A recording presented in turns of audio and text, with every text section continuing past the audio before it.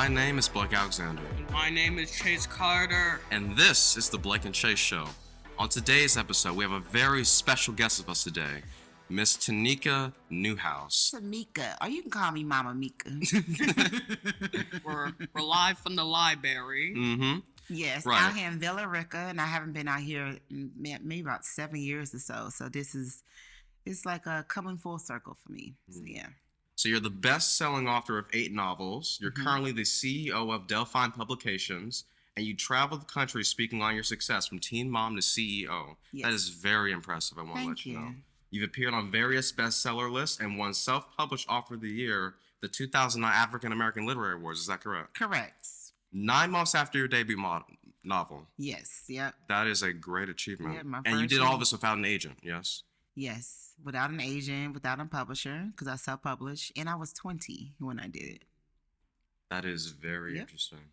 So you're also the founder and the president of African Americans on the Move Book Club, AAMBC. Do I have all that correct? Correct.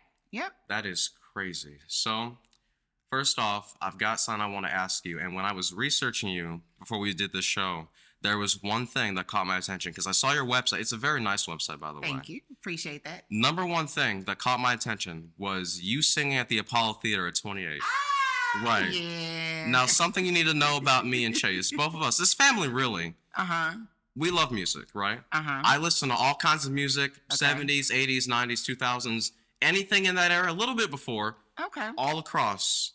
Now, I know that the Apollo has a good history. If you're good, you're excellent. If you're bad, you're really bad. Yeah. The Sandman will throw you out. So, What you know about the same man? my mom and dad tell us some stuff. So, talk to us about that. What was that experience like? Wow, so it actually wasn't during the actual airing of the auditions and stuff for Apollo. It was one of those tours where you get to go through the whole theater, you get to learn the history, and then go backstage. You get to see the wall where all the legends have their signatures. And so I saw the stage and I was like, this is my moment. So everyone that was on tour, maybe 20 of us, they sat in the audience, and then I got on stage and I started singing Going Up a Yonder, which is one of my mother's favorite gospel songs, because gospel is my roots in my favorite genre of music. And I sang that, and I did my own little hook, and I made my own little bebop, and it was a very surreal, humbling, exciting moment. Because I grew up watching Apollo with my family in the early 90s, and at this point in age, I'm a motherless child, and my mother has been dead and gone now 16 years, and so all of my achievements she never got to see.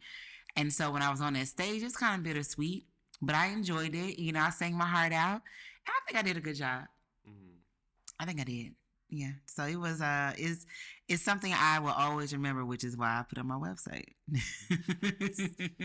Something else you put on your site. I remember you gave a sermon out to 3,000 people. Am I correct in that number? 300. Yes, 300. So what's the context for that? You were pretty young when you did this as well, if I remember. Yes, I'm a PK kid, which is a preacher's kid. And so I was in church about 5 days out of the week.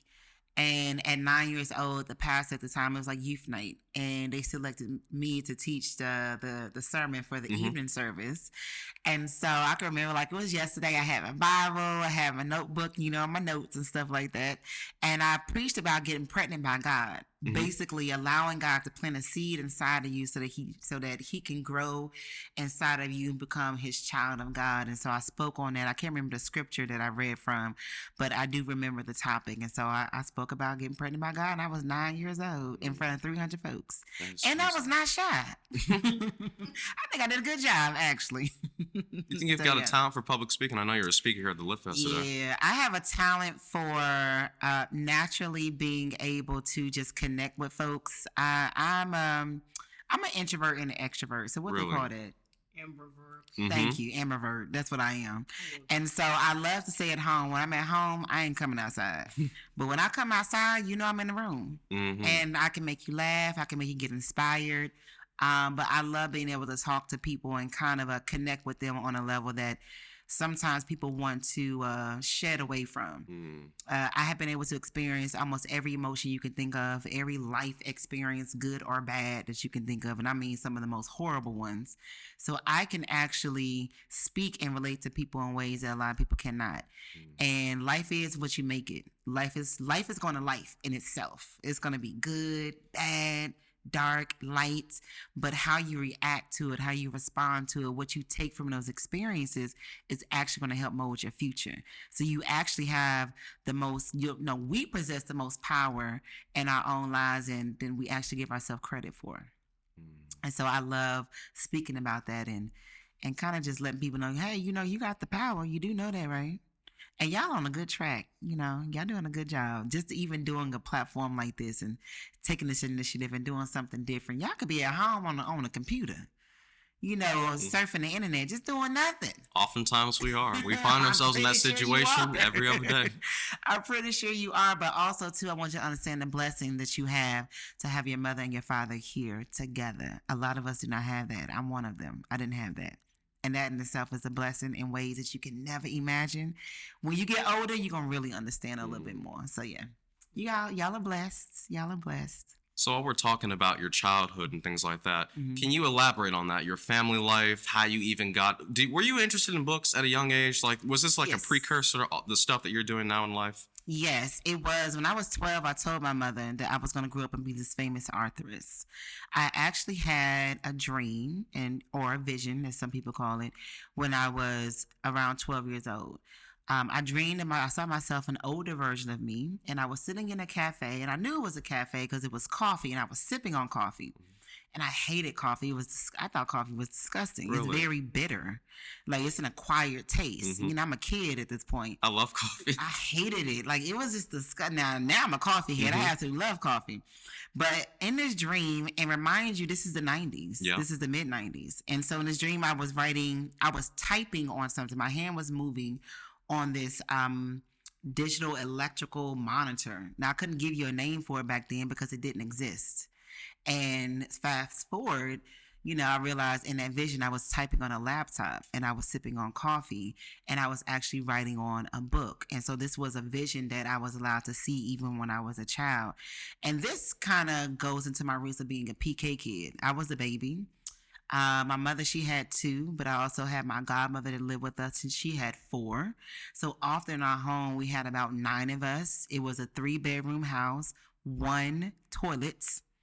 Yes. So I remember us even rushing home sometimes to try to shower first so we can get the hot water. Gotta get in where you're fitting. Yes. Like it was, I grew up humble, not really knowing that we didn't have a lot. Not until I got older. I'm like, oh wow, we were kind of struggling. And I didn't really know that until I was older. But my mother, who, she worked hard. She worked 2 to 3 jobs just to provide. And my godmother, she was there to nurture me, to protect me, and to instill prayer in me. And she didn't want to have me in church all the time. So there was a good balance between my mother and my godmother. And with me being the baby, I was just allowed to have my own space. I freely wrote in my journals almost every day. I was an awkward kid because I didn't listen to secular music, which was like rap and R&B and all that. It was just gospel or jazz. And because of, my Christian roots. And so my friends were my stories because I couldn't relate to other kids my age, especially when I went to school. They were doing stuff that I wasn't allowed to do, or I felt that was against what I was being taught. So because I didn't actually naturally connect with other kids my age, it was my books and my journals. And so I've been writing, ever since I can form sentences. So that's been me. That's probably why I grew up to be a little wild child too, but that's a whole nother story. We can't talk about that. All right. What was your experience growing up in Dallas? My mom actually grew up in Dallas. Well, I grew up in Fort Worth, Texas, which is a neighboring city to Dallas. And so it's almost like how Baltimore is close to DC. But like Baltimore and DC is like 40, 45 minutes apart, but they're completely 2 different cities with different culture, different styles. You can tell who from Baltimore, who from DC. Mhm. That's the same with Fort Worth and Dallas. And so Fort Worth, it was a small city back then in the 80s and the 90s. So we knew everybody. Your mama's mama knew they mamas, and the daddies knew they daddies, and the cousins. Mhm. Like, look, we knew everybody. You couldn't go to the grocery store and not come across somebody that you know.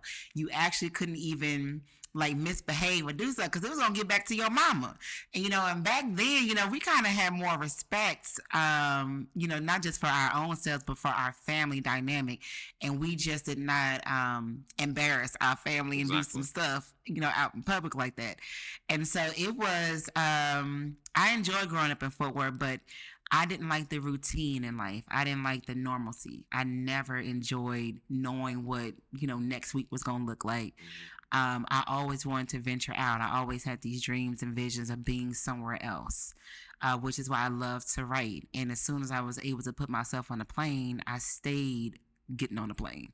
But I mean, Fort Worth, it is still, the neighborhoods that have not been tampered with are still the same.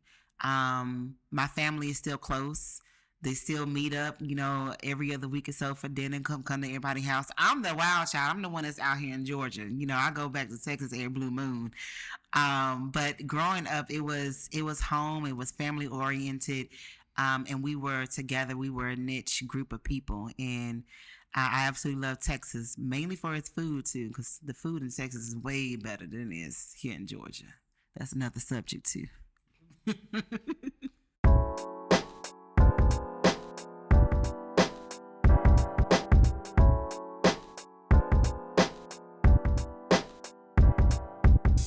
Hello, Internet. My name is Blake Alexander, the host of The Blake and Shay Show. I've got something real exciting to share with you, so you want to listen up right now. Brace yourselves for a new wave of podcast episodes that are going to be coming out in the next couple of months. This isn't just a podcast. This is an experience, and we're turning up the dial. Now, I know you're probably wondering, where can I find this? Where's all the action happening at? Well, we're not keeping it a secret. The Blake and Shay Show is on all the major platforms: Spotify, Apple Podcasts, Audible, iHeartRadio. So here's the game plan I'm going to lay out to you. Buckle up, look forward to these new episodes dropping like confetti, and spread the word. The Blake and Shay Show is a force to be reckoned with, and you, my awesome listeners, are the driving force behind it all. If you enjoy what we do already and you want to support us in any way you can, the best thing you can do for us is to follow and share. It's that simple. 2 minutes of your time goes a long way for us. Be sure to get those ears ready, because you need to be prepared for podcast perfection. Try saying that 3 times fast. We will see you out there.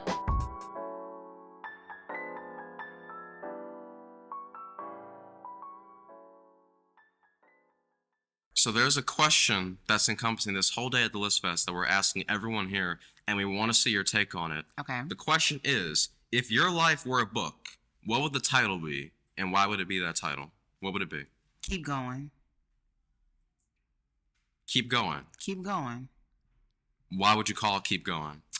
Because we talking about my life specifically. Mm-hmm. Yeah. Man, let me run it down to you. I was a young mother, but before I had my daughter, my mother got sick, and so I became a lot more responsible before I had to. So working, being responsible at home, cooking, just making sure that she's good, balancing out her meds, or making sure that, she ate, bathed, all those things. Then I became a mother at 16, and the cycle continued while I'm going to school. I got married at 18. Didn't really know this person like I thought I knew when we got married. And so that marriage was not the best. Neither one of us knew how to be partners to each other. Ended up having another child 9 months after losing my mother. And my mother actually took her last breath as I stood at her feet. And so experiencing that type of loss was very traumatic. And then on top of that, then giving birth to a second child. And there was about 3 years of my life I don't remember, as I was walking around in a depressive state, existing but not existing, if that makes sense. And so somewhere along those lines, I found myself writing to escape what I couldn't control, which was life. And so the more I insisted on doing something different or trying something new, I was able to turn a new leaf, to keep breathing, to keep living, to keep going, to keep exploring. Because if I were to sit still in the midst of all the chaos and everything that was going on, I wouldn't even be sitting here talking to you today. I would have given up. I would not even be pursuing greatness, as I call it, like putting out books and wanting to produce films and touring and talking just about my own life experiences. Through my pain and through my downs, have been able to influence other people to take a look at their own selves, evaluate their choices and what they have going on in their own life, and do something different. Mm-hmm. And so when you keep going, they say movement is life. Mm-hmm. And so as long as you keep moving, there's opportunities for your life to continue to evolve, to grow, and to be different. So keep going is what I'm gonna name my book. Keep going. That's an excellent title. Have you written any books about yourself? Yes, I have a book called Cookie, a Footwear Story that is out. Yes. Yes. So Cookie is loosely based on my own experience as a teen from about 14 up until about 21. A good 80% of that book is true. I did embellish some scenes to make it entertaining and things like that. This is way ahead of y'all, but Crooklyn, which is a movie produced by Spike Lee in the 90s, it is like a cinematic example of what Cookie is and through wordplay. And so that's going to end up being a book that I'm going to adapt into a motion picture as well. Really? Yeah. Yeah, but Cookie is it's something I needed to get out. As far as my soul and my spirit, I need to just get all these experiences, all this pain, all these tears, all this joy. I need to just get it out and put it on paper. Why'd you call the title character Cookie while we're on the subject? That's a good question, right? So Cookie, her real name in the book is Latoya James, because my middle name is Latoya. My father's name is James, and so I just kind of felt like that kind of just went together. But Cookie itself, that was a name like in the 70s that it just identified with a black woman, a black natural woman. And a lot of women in the 70s and 80s, she was just referred to as Cookie. And so I wanted, when I said Cookie, I want y'all to think of a black girl, a black natural girl. So Cookie is what I called her. You started without an agent, right? Correct. You're starting off, you're a teen mother, you still got children this time. You get into the publishing company, and you had already been writing at this time. How did you start off without an agent? Because that is probably very difficult, not impossible, of course, because obviously you're here with us right now. Yeah. How did all this come about? How did you get to this point? It's not difficult. It's only difficult if you don't do the research. So I always tell people, if there's something that you want to do, okay, then do it. You have to discover the steps. And so that's what I did. So I went to figure out, how do you publish a book? And so once I published a book, I thought of, okay, well, how do I get people to know that the book is out there?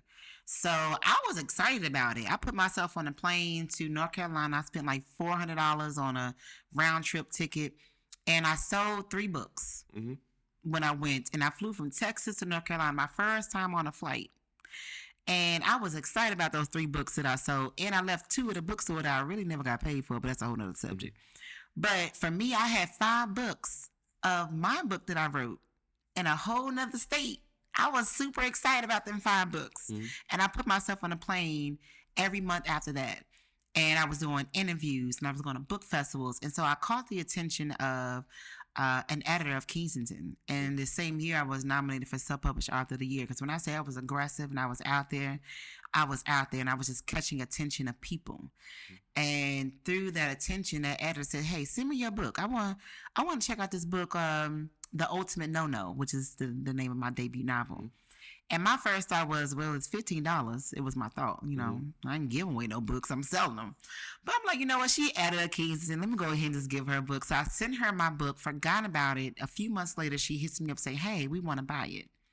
And they bought my book, and they put my book on the shelves all over the world. I had readers in Asia and Europe, all over the country, and it just boosted and amplified my own personal endeavors. And so I always tell people, if there's something that you want to do, figure out the steps to do it.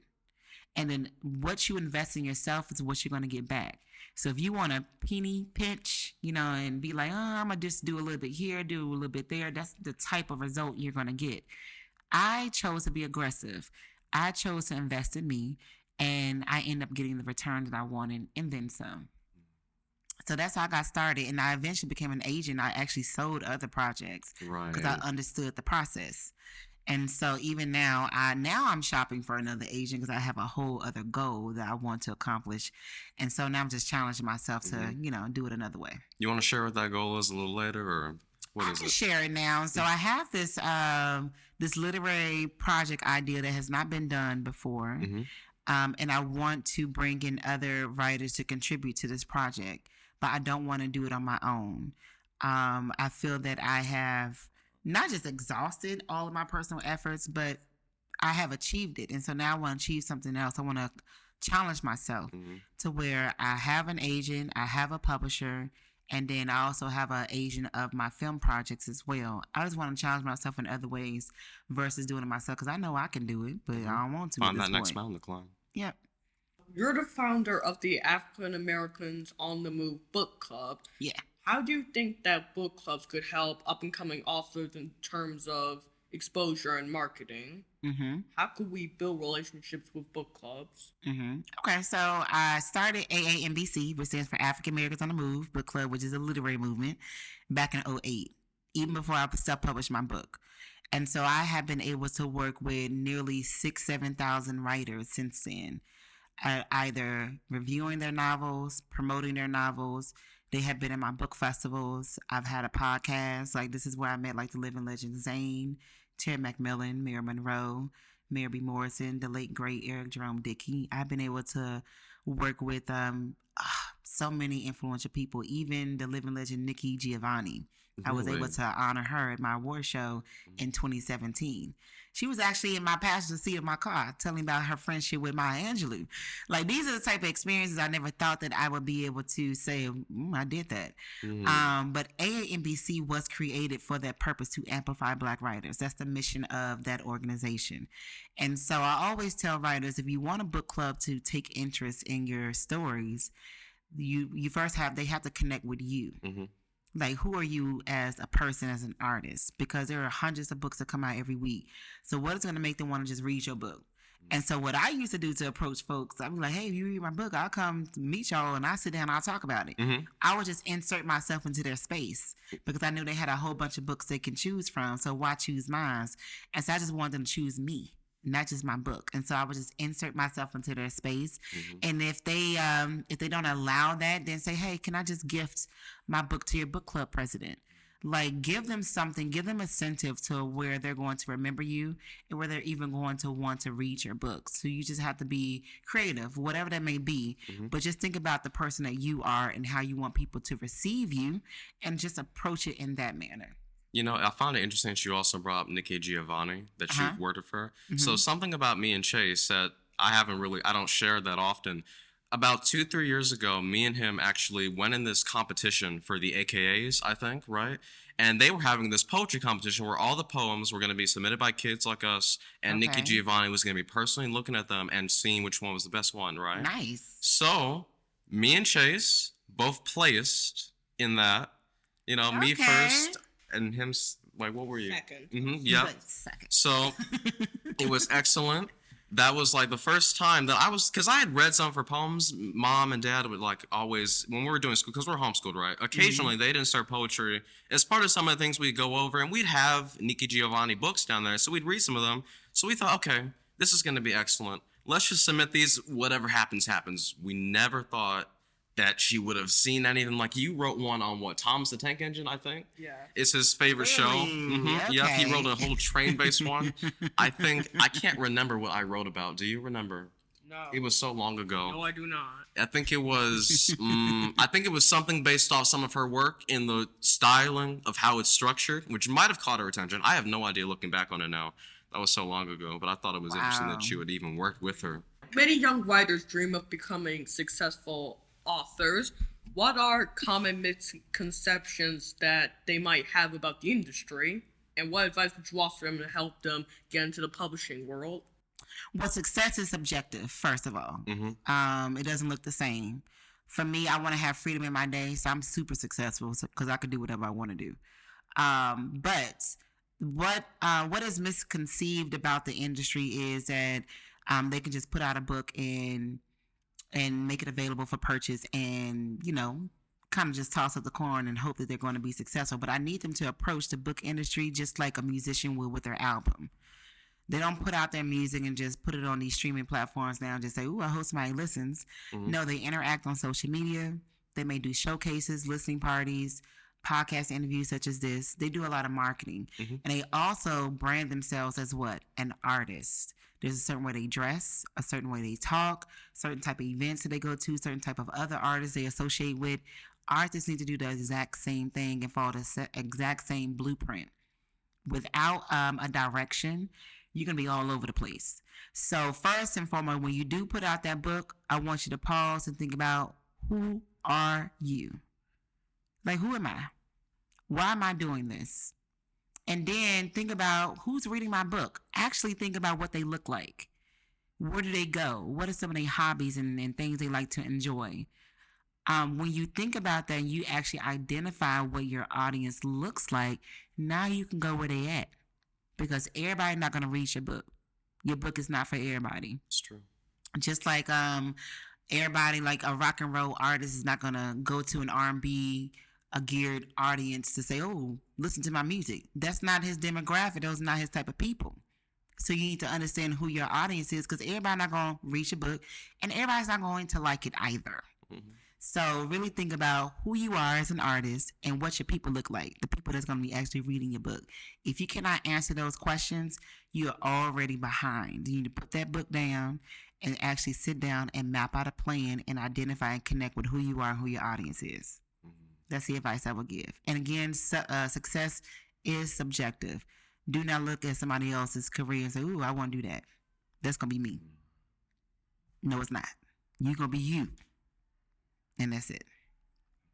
It's a beautiful message. Gracias. In addition to your writing career, you are the CEO of Obsessive Soul Media. Okay. Can you explain the role of media in your author brand and how important it is for authors to diversify their businesses in the digital age?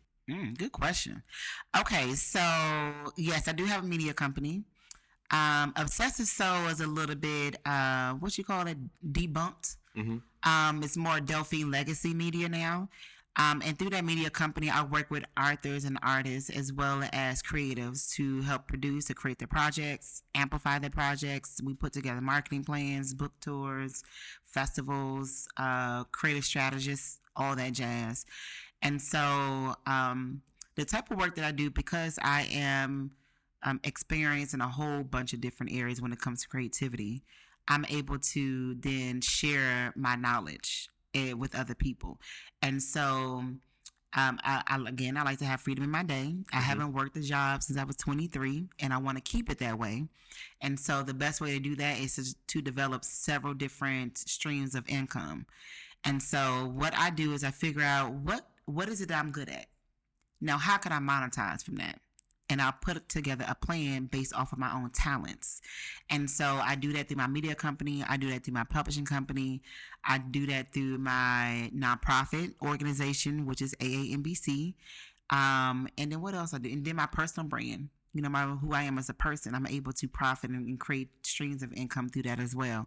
So I just think about what I'm good at. And I figure out how to monetize off of that. So I also know that you hosted a radio show. You mentioned hosting a podcast a while back. So how do you think that also impacted your journey? Just doing podcast work and interviewing people, things like that? Because it's a direct reflection of what's going on right now. Yeah. I did it from 2009 to 2011, like a long time ago, on this network called Blog Talk Radio. And that's where I met a lot of different authors and writers. Because it was in a space where it wasn't as popular like it is now, I was able to step out and stand out from a lot of different people.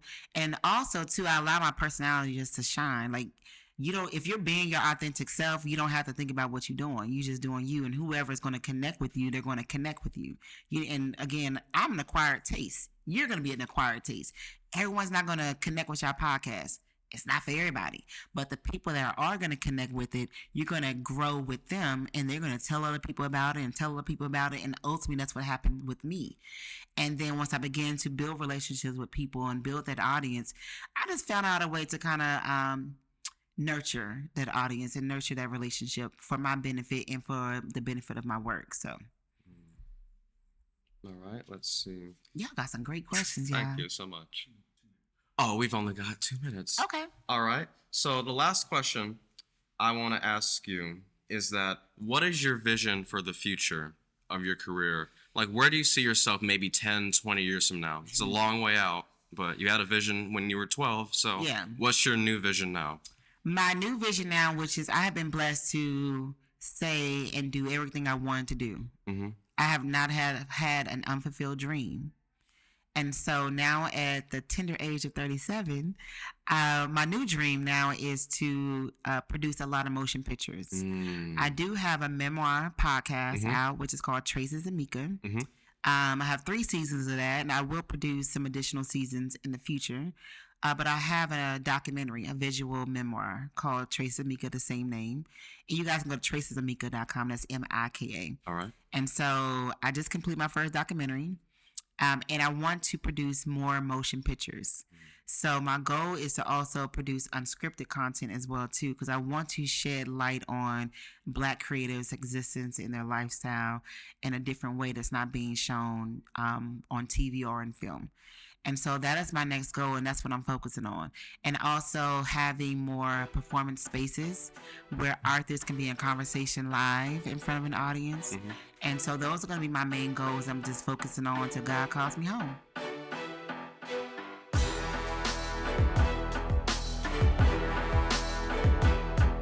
This is The Blake and Chase Show, available on Spotify, Apple Podcasts, Amazon Music, Audible, iHeartRadio, YouTube Music, CastBox, and Odyssey. Follow and share our show if you enjoyed this episode. And for our YouTube members, subscribe and click the notification bell so you never miss an episode. This has been The Blake and Chase Show. My name is Blake Alexander. And my name is Chase Carter. Thanks for listening.